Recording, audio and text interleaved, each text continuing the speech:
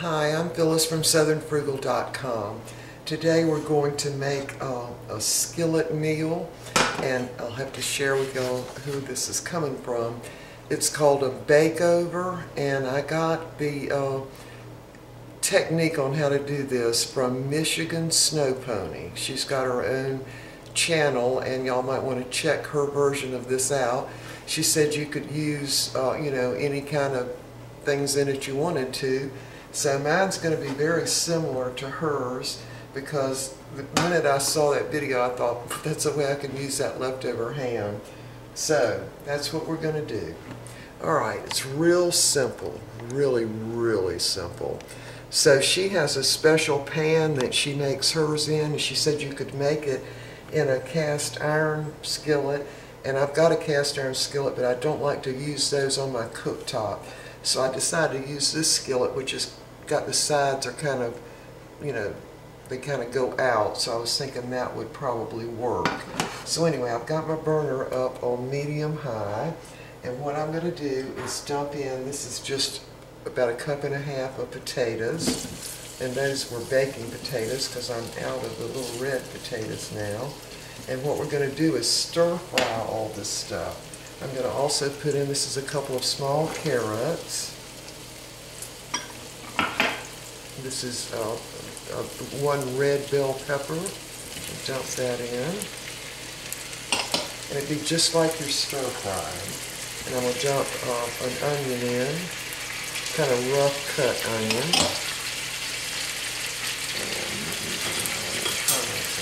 And we've got about maybe 2 tablespoons of oil in the bottom of this. So I'm going to just stir fry this until the onions turn translucent. I'm going to add some frozen broccoli. Now it's actually, I took it out of the freezer so it would thaw out. So that's 1 cup or so of frozen broccoli and 1 cup or so of ham. And this came from a whole ham that we had cooked, and all that was left over, including the bone, I froze so we could use it later. So that's about 1.5 cups of cooked ham. And we are going to make some cornbread to go over the top of this. So I'm just going to continue stir frying this stuff till it gets, just a little bit more done, and the onions turn a little bit translucent, and we'll be back. Let me show you a close-up of that. It already smells good, y'all. Alright, we'll be back. Alright, while my potatoes, carrots, and red bell pepper are continuing to cook, I'm going to go ahead and make up the cornbread recipe. So I'm just going by the little recipe on the back of this little House of Autry. It's a self-rising cornmeal mix. And now, in her video, she used the little Jiffy cornbread. She said you could also put probably a biscuit dough on top. So I'm just beating this egg with a little bit, maybe a tablespoon of oil. Get that beat up, and keeping my close watch on my onions and peppers and potatoes here.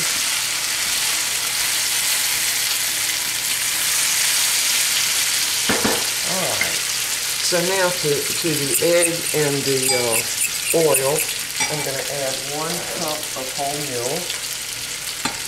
Oops.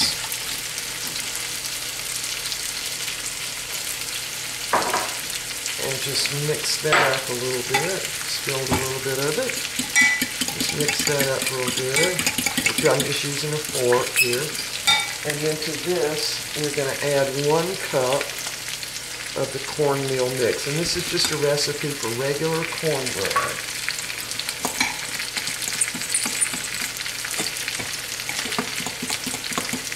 Now I think my potatoes and all are getting pretty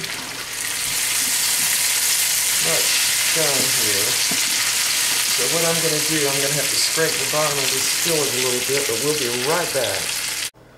I was about to forget the other half of the cornmeal mix. It looked kind of watery, and I thought, wait, I better read that recipe again. So yeah, it's 1.5 cups of cornmeal mix, self-rising, and then 1 cup of milk, and 1 egg and a tablespoon of oil. Alright, that ought to do it. Now I did take my skillet off because it was cooking a little too much there. So now what we're going to do, and we've got these onions sort of translucent, I'm going to go ahead and put in the broccoli. Wait a minute, let me turn it up so y'all can see.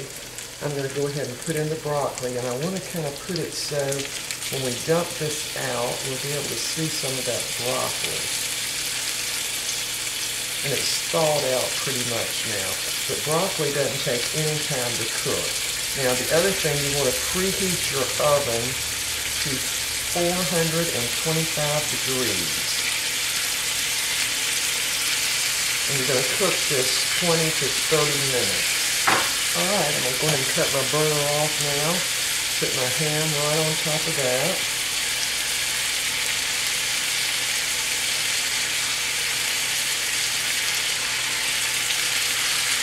Now we're going to pour our cornbread mix right over the top of that. I'm just making sure it's mixed up really good. Take that off that burner. There's my little whisk is what I was looking for. So yeah, I'm making sure I've got my lumps out of that cornmeal mix. Yeah, my potatoes kind of stuck a little bit to the bottom of this pan. See? I want to make sure nothing is sticking down there, because we're going to be able to dump this out on a plate when it gets done. Oops, lost a little carrot. Alright, so now we're just going to dump the batter for this cornbread right in on top of this.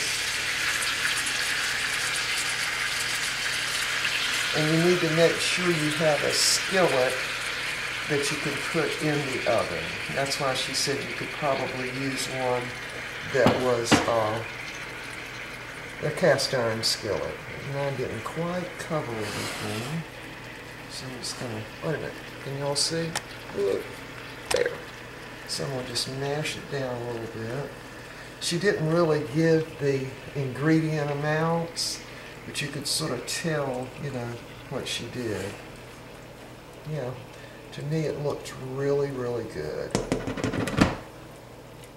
And I'm sure that we're going to be fixing a lot of recipes in the very near future that you can make really quick, because we're going to be working on our house here in another month or so.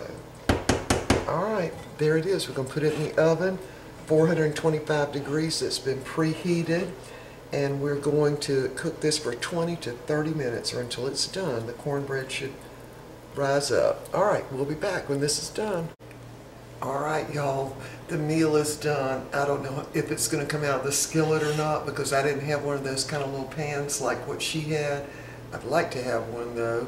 But anyway, hold on, we're going to take it out of the oven. I'm going to show y'all what it looks like.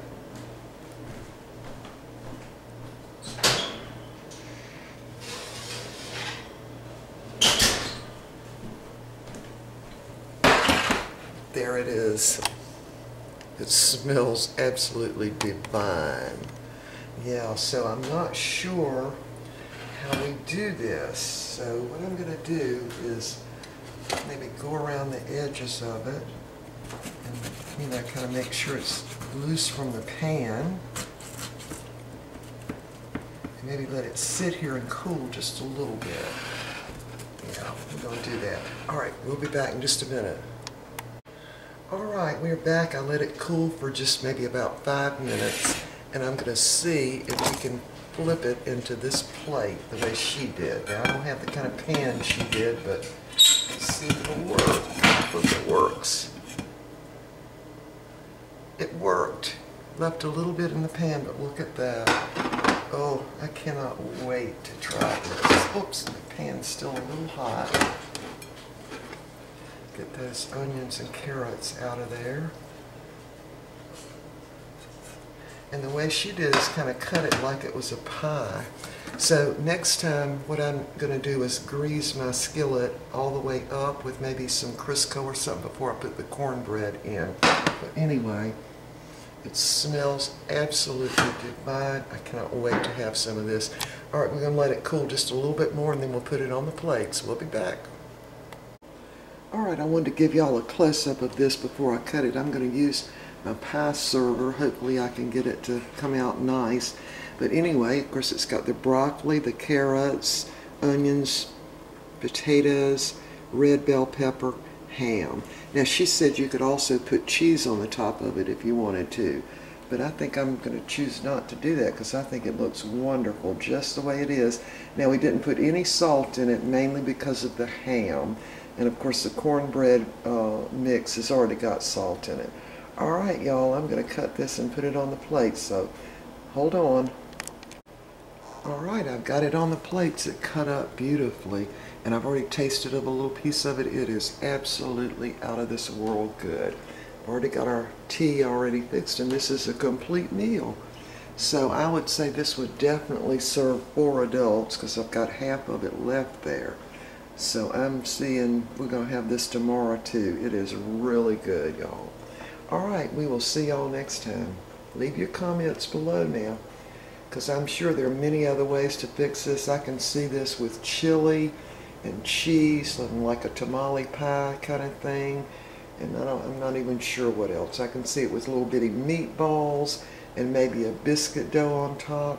Anyway, I'm going to leave a link to her website, her video. And again, the video came, the way to fix this, let me just get it right, came from michigansnowpony. So I'm going to leave the link below if I can find it again. All right, see y'all next time.